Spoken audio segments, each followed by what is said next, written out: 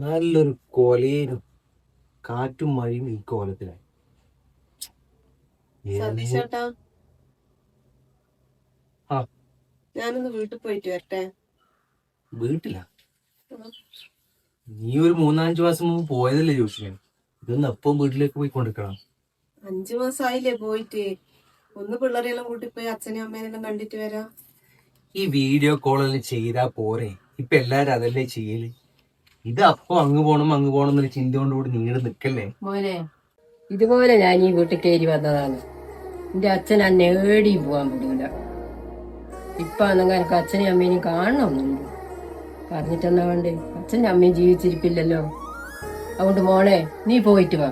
ഇവിടെ ആരും ഒന്നും പറയില്ല.